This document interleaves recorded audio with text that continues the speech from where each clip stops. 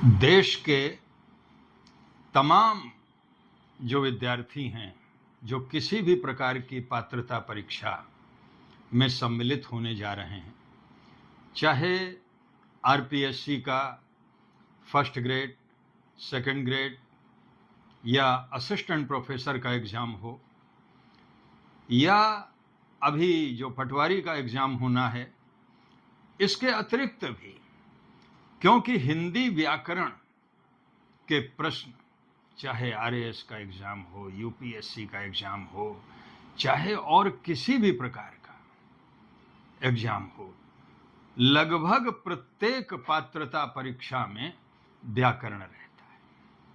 और अभी पीटीईटी वगैरह का जो एग्ज़ाम है, उसकी तैयारी करने वाले जो विद्यार्थी हैं, उनके लिए भी ये महत्वपूर्ण है।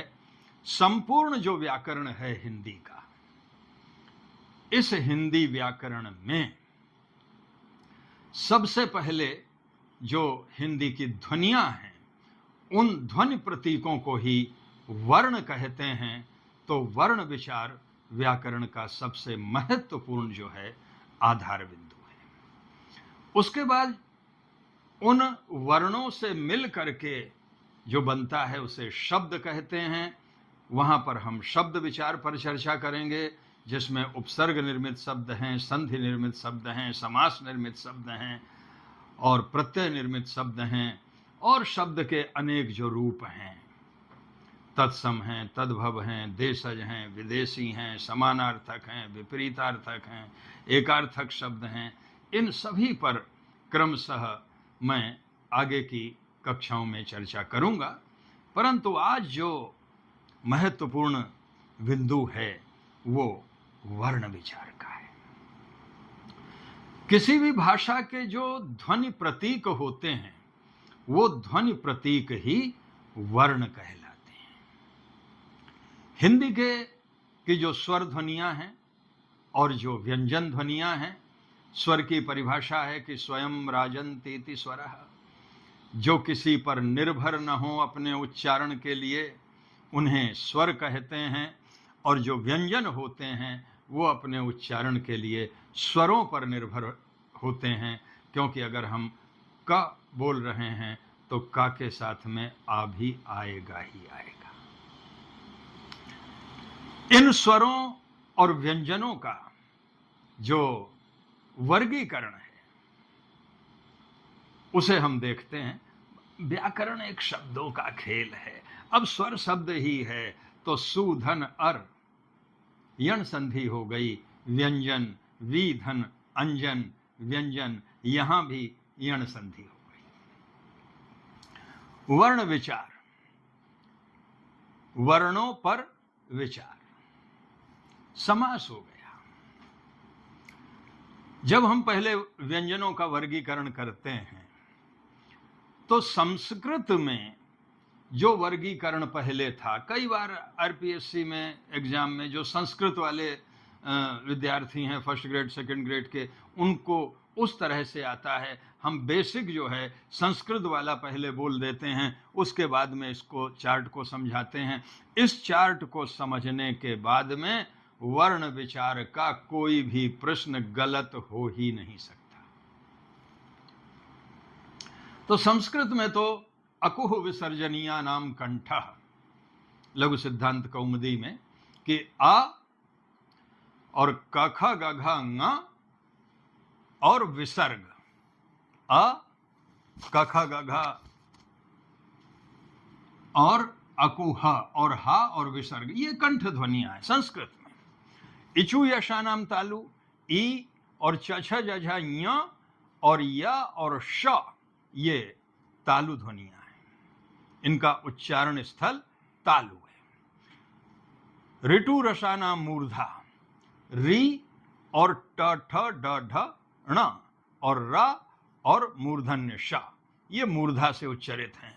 ऋतु लसानाम दंतः, लृ और तथ दध न और ल और स, ये दंत ध्वनियां हैं। उपपदमानिया नाम ओष्ठौ, उ और पफ वभ म, ये ओष्ठ ध्वनियां हैं। ये बिल्कुल एकदम आप लोग समझिए व्यवहारिक है। भाई ओष्ठ ध्वनियां क्यों हैं भैया? ओठ ओठ पकड़ के अगर पाफा बाबा बोलना चाहो, बोला ही नहीं जाएगा। हाँ, ओठ पकड़ के काखा गाघा बोल लोगे, का खा गा घा। यम गणनम तो अनुनासिक्यम, जो यमगणनम ध्वनियां हैं, य म ङ ण न म, ये अनुनासिक हैं, नासिका के सहयोग से बोली जाती हैं। ए दैतो कंठ तालु, ए और ऐ ये कंठ और तालु के सहयोग से बोली जाती हैं। क्यों बोली जाती हैं?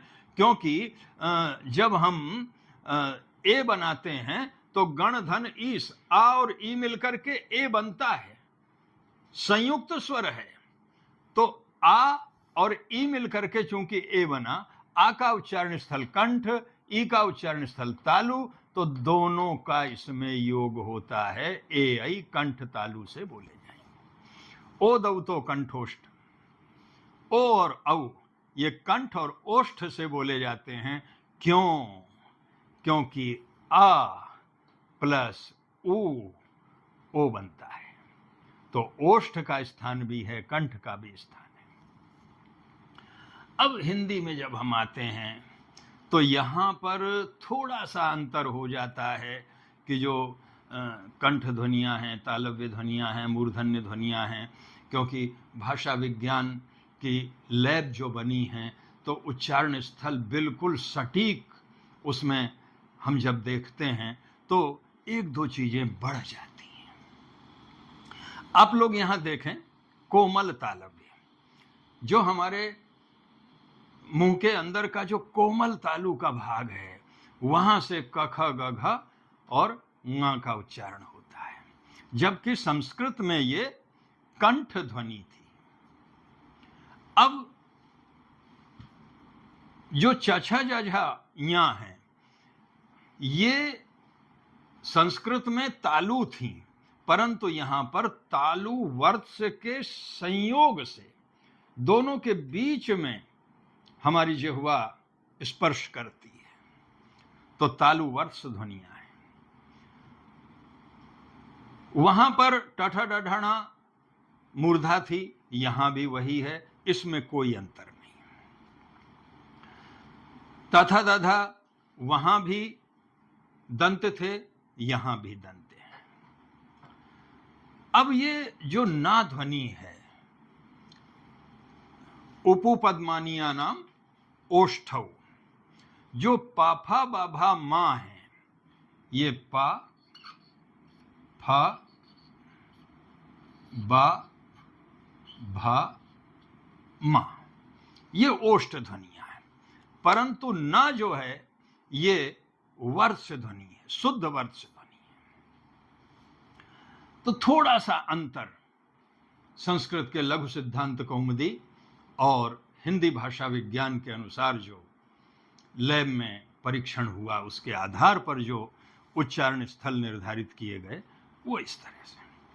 हा शुद्ध काकल्य ध्वनि है, हा हा, ये बिल्कुल कंठ के मूल से बोली जा रही है।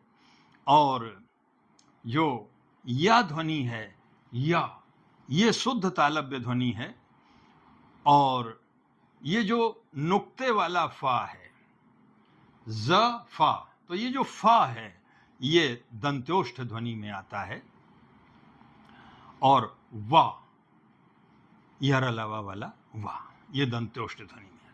अब आप लोग देख रहे होंगे कि यहाँ पर बोर्ड में ना के साथ में ना भी लिखा है, माँ के साथ में माँ भी लिखा है, ला के साथ में ला भी लिखा है, रा के साथ में रा भी लिखा है। ये क्या है? ये इनका महाप्राणीकरण है। ना चूंकि अल्प प्राण है, परंतु हिंदी जो भाषा है इसमें मैथिली, मगही, अवधी, ब्रजी, राजस्थानी, कन्नौजी, खड़ी बोली, अब कई जगह जो उच्चारण होते हैं, शब्द लिखे जाते हैं, है ना। कान, ब्रज भाषा में शब्द कान, तो ना जो है वो महाप्राण ध्वनि है। कई भाषा में म्हारे को तो ना समझ आयो, अब म्हा ना तो वो आधा माँ है, समह नहीं है, म्हारे, तो इसलिए इसका ये महाप्राणीकरण मां का हो गया। इसी तरह से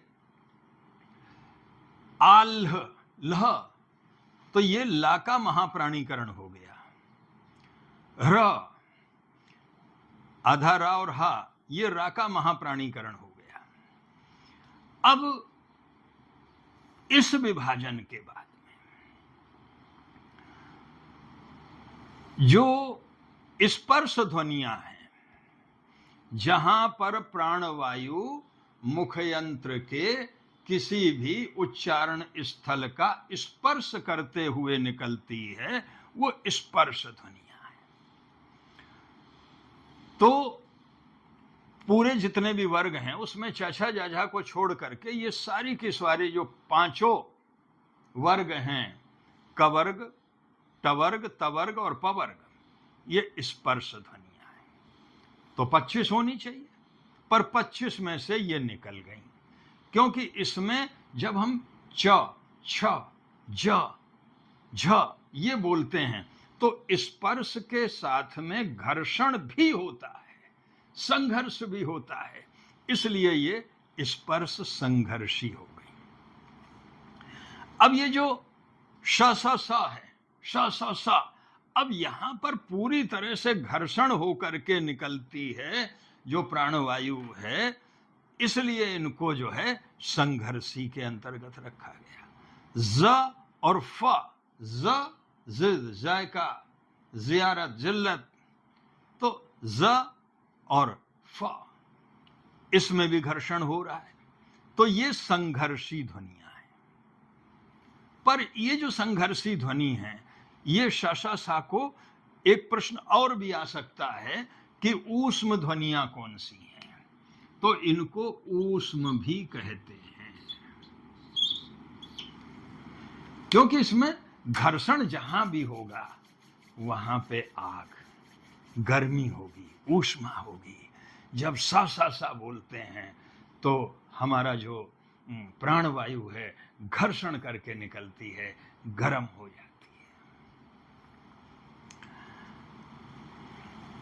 है। एक और बात, जो अंतस्थ ध्वनियां हैं, वो अंतस्थ ध्वनियां कौन कौन सी हैं? यारा लावा, यारा लावा, या र ल वा, ये अंतस्थ ध्वनियां हैं। परंतु कई बार इन अंतस्थ ध्वनियों में से पूछा जाता है कि अर्ध स्वर कौन से हैं, तो या और वा ये दोनों अर्ध स्वर हैं। अर्ध स्वर क्यों हैं? क्योंकि जिस तरह से स्वर अपने उच्चारण के लिए निर्भर स्वयं पर होते हैं, इसी तरह या वा की प्रकृति भी स्वर जैसी है, इसलिए इनको अर्ध स्वर कहा गया है। अब उक्षिप्त वर्ण, उक्षिप्त का मतलब होता है कि उठाओ और नीचे गिराओ। तो जब ड़ा और ढ़ा आप उच्चारण करके देखें और जीभ की स्थिति को देखें, तो ड़ा में ऊपर उठ करके नीचे गिरती है जीभ, और ढ़ा में भी ऊपर जा करके नीचे गिरती है, इसलिए ये उक्षिप्त वर्ण है। तो ये स्पर्श, स्पर्श संघर्षी, संघर्षी, अंतस्थ और उक्षिप्त, ये विभाजन मोटा हो गया। अब इस मोटे विभाजन के साथ ही जो उच्चारण स्थान के लिए प्रयत्न हैं, थोड़ा संस्कृत वाले विद्यार्थी ध्यान दे लेंगे कि इसमें वहां कहा है लघु सिद्धांत में कि प्रयत्नो द्विधा, बाह्य प्रयत्न और आभ्यंतर प्रयत्न। आभ्यंतर प्रयत्न तो हैं 5, स्पृष्ट, ईसत स्पृष्ट, ईसत विव्रत, विव्रत और संव्रत। संव्रत मुंह संकुचित हो, विव्रत मुंह पूरा फला खुला हो, ईसत माने कुछ, कुछ खुला कुछ बंद।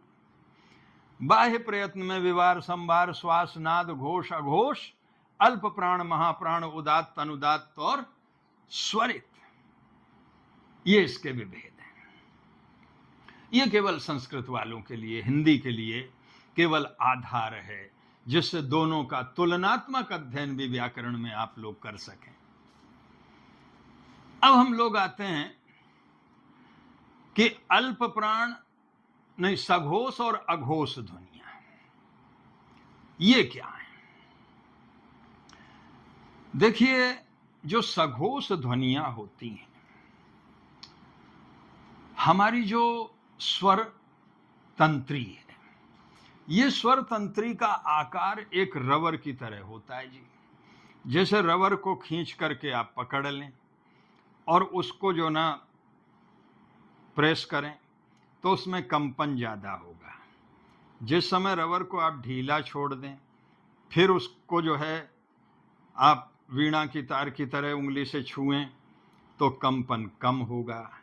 तो जिन वर्णों के उच्चारण में कंपन अधिक होता है वो सघोष ध्वनियां हैं, और जिनके उच्चारण में कंपन कम होता है स्वर तंत्री का, वो अघोष ध्वनियां हैं।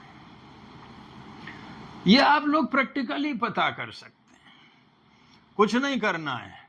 आप कान में हल्के से उंगली डाल लें, मैं प्रैक्टिकल बता रहा हूं, और उच्चारण करें क ख ग, क ख ग।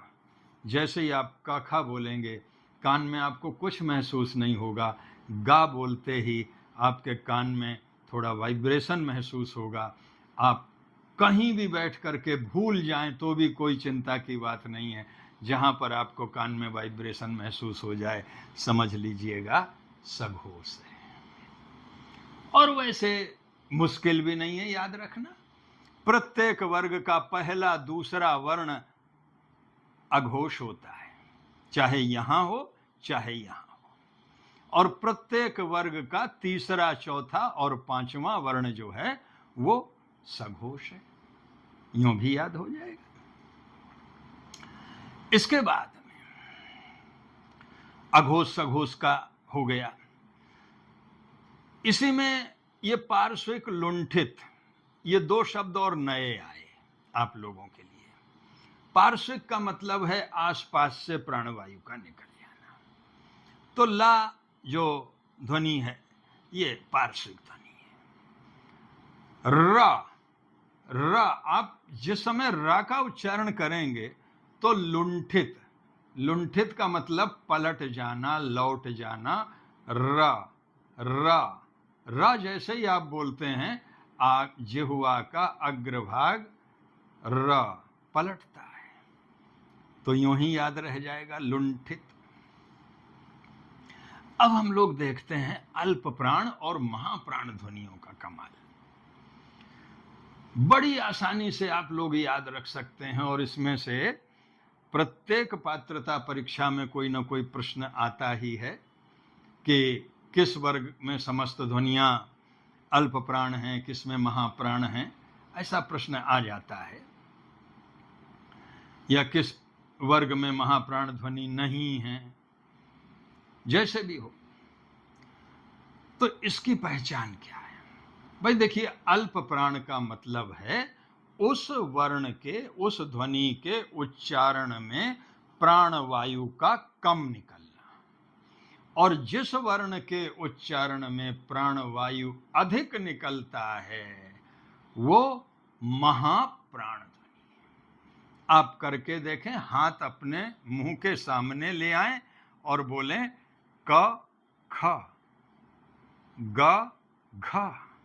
अपने आप पता चल जाएगा, का में प्राणवायु कम निकल रही है, खा में ज्यादा निकल रही है, गा में कम निकल रही है, घा में ज्यादा निकल रही है। तो एक छोड़ करके एक। प्रत्येक वर्ग का पहला अल्प प्राण, दूसरा महाप्राण, तीसरा अल्प प्राण, चौथा महाप्राण, पांचवा अल्प प्राण। यूं भी याद हो जाएगा। अब समस्या आई कि भाई ये तो हो गए, 25 वर्ण तो हो गए, फिर यारा लावा शासा साहा, इनका क्या? इनको केवल आप लोग देख लें कि देखिए सा सा सा जो है, सा सा सा, यूं करके देखेंगे तो आपको तो आराम से पता ही चल जाएगा। स स स कोई भी सा बोलेंगे आप, प्राणवायु बाहर आ रही है तो महाप्राण है सा सा सा। और यारा लावा, या जो है वो अल्प प्राण है। या प्राणवायु नहीं निकल रही है ज्यादा, र प्राणवायु नहीं निकल रही है ज्यादा, यारा ल प्राणवायु नहीं निकल रही है ज्यादा, व प्राणवायु नहीं निकल रही है। तो ये सभी अल्प प्राण है। तो इस चीज का जब आप ख्याल रखते हैं तो कभी भी कोई भी वर्ण विचार का प्रश्न जो है वो गलत हो ही नहीं सकता। अब देखिए, व्यंजन ध्वनियां हमने देखी, इसी तरह से जो स्वर ध्वनियां हैं, इनके लिए भी प्रश्न पूछे जाते हैं कई बार। तो स्वरों का वर्गीकरण हम लोग देखते हैं। एक तो मात्रा के आधार पर, हमने यहां पर ह्रस्व लिखा। ह्रस्व जो ध्वनियां होती हैं, इनके लिए देखिए, जो साहित्य के विद्यार्थी हैं, साहित्य में भी छंद पूछे जाते हैं और छंद में मात्रा कैसे लगाते हैं वो भी यहां पर स्पष्ट हो जा रहा है आपको। आ ई उ री और चंद्र बिंदु, इसमें एक मात्रा लगेगी।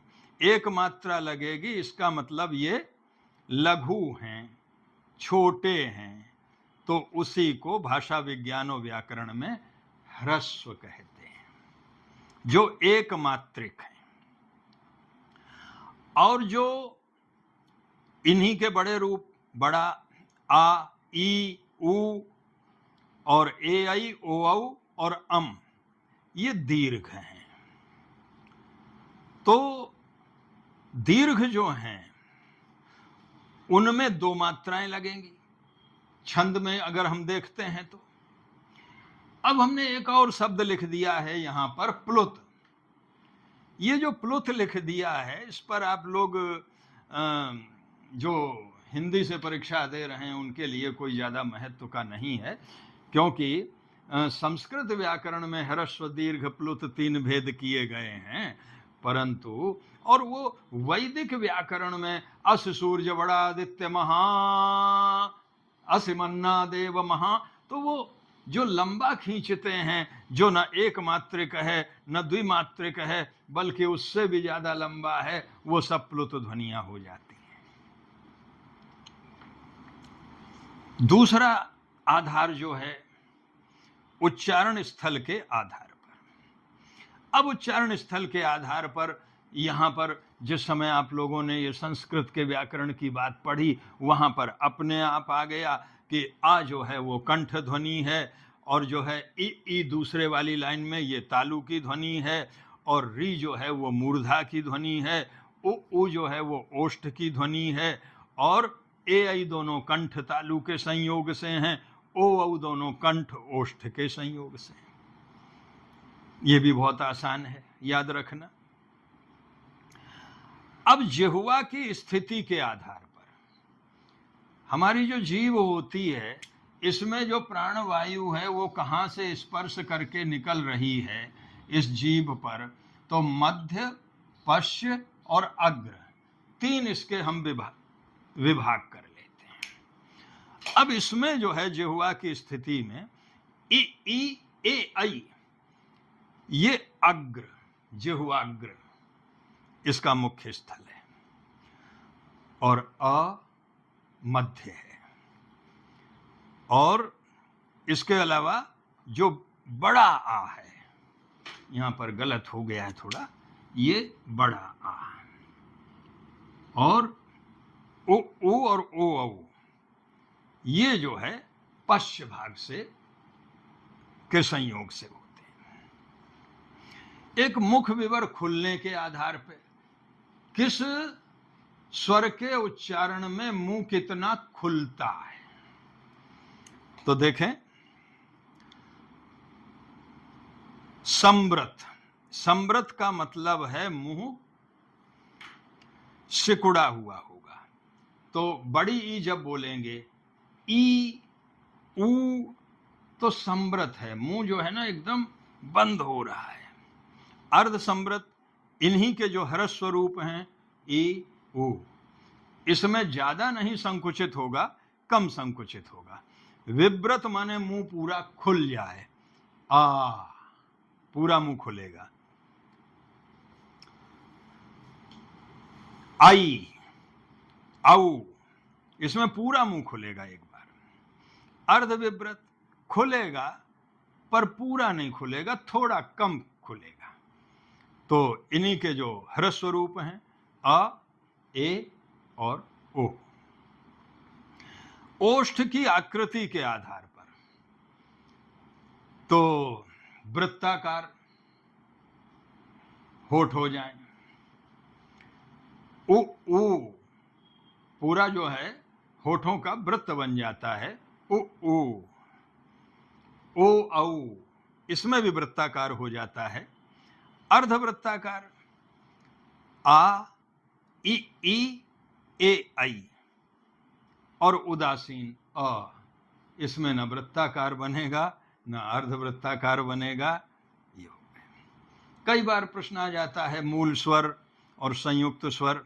भाई जो संधि से निर्मित स्वर हैं, जैसे आ और ई मिलकर के ए बन गया, गणधन ईस गणेश, महाधन ईस महेश, है ना।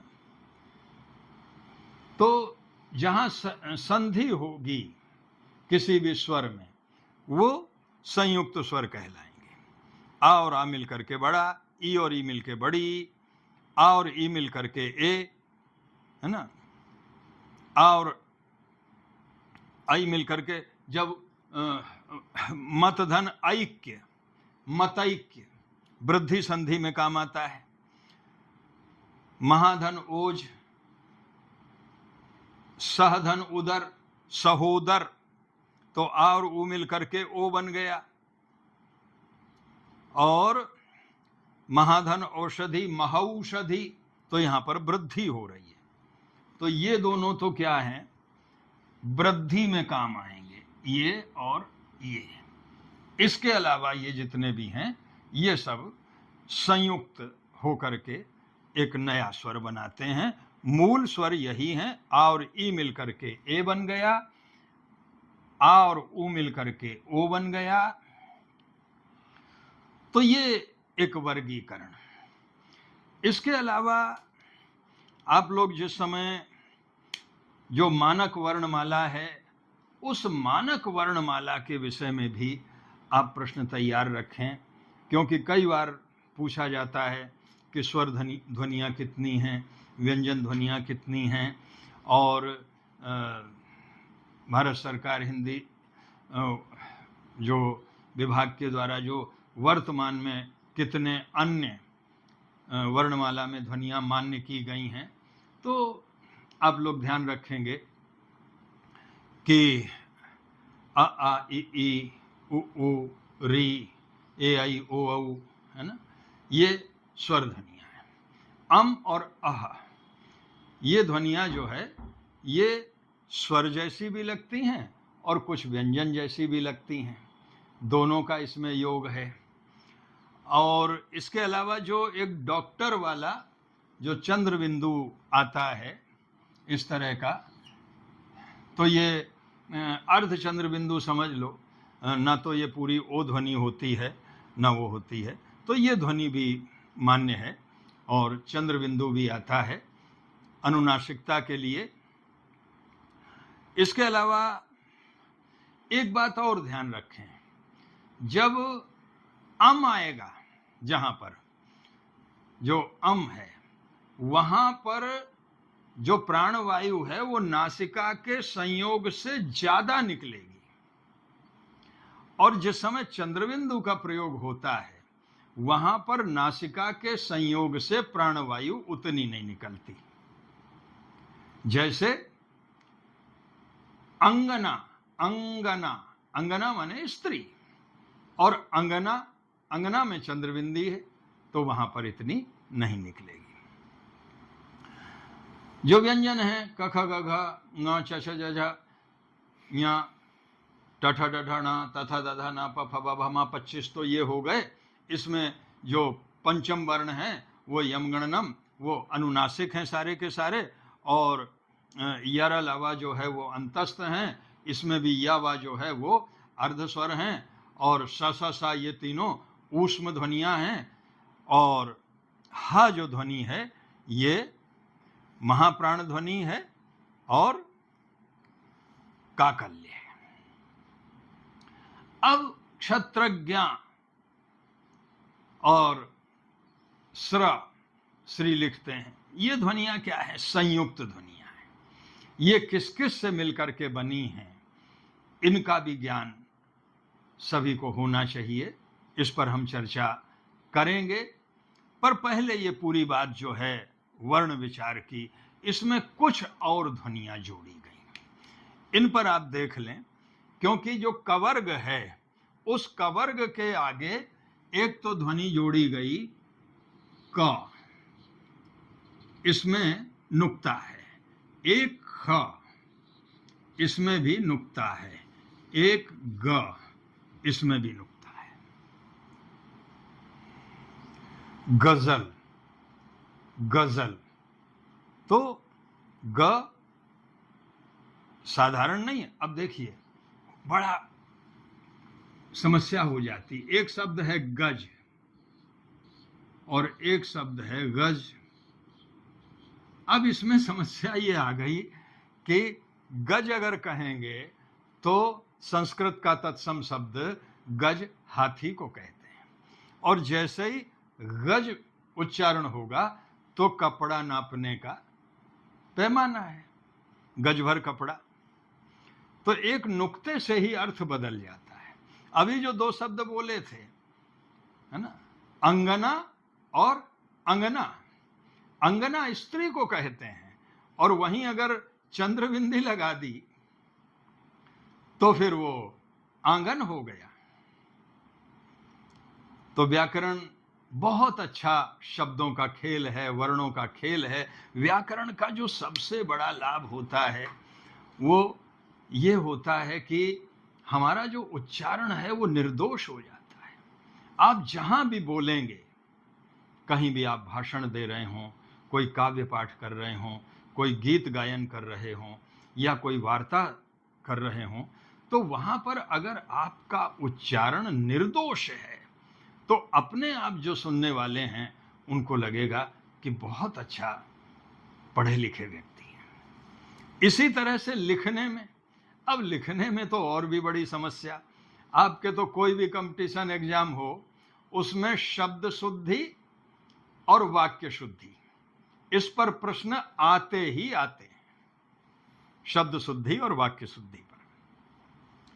जिस समय आप व्याकरण अच्छी तरह से आपने पढ़ लिए, आपको पता है कि संधि में किस तरह से किस निकटवर्ती ध्वनि को मिलने से कौन सी संधि बन रही है, कहाँ पर कौन सा शा बनेगा, कहाँ पर कौन सा ता बनेगा कि दा बनेगा, गफलत रहेगी ही नहीं जी। व्याकरण अगर सही से पढ़ रखा है तो आपकी कलम से एक भी शब्द गलत लिखा ही नहीं जाएगा, और ना ही आपका उच्चारण दोषपूर्ण होगा। तो निर्दोष उच्चारण, निर्दोष लेखन के लिए व्याकरण बहुत जरूरी है। तो व्याकरण का व्यावहारिक लाभ भी है, व्याकरण का जो है आपके कंपटीशन एग्जाम की दृष्टि से भी लाभ है। और देखिए, जिस भाषा को हम बोल रहे हैं वो भाषा ही अगर हम दोषपूर्ण बोलेंगे तो फिर कैसे चलेगा? फिर हमारी हिंदी की सेवा क्या हुई? आप लोग, जो लोग हिंदी से व्याख्याता के लिए जा रहे हैं या असिस्टेंट प्रोफेसर के लिए जा रहे हैं, उनके लिए तो व्याकरण को बिल्कुल परिमार्जित कर लें, परिष्कृत कर लें, और इतना बढ़िया बना लें व्याकरण को कि किसी भी प्रकार का कोई दोष न लेखन में रह जाए न उच्चारण में रह जाए। मैं सभी,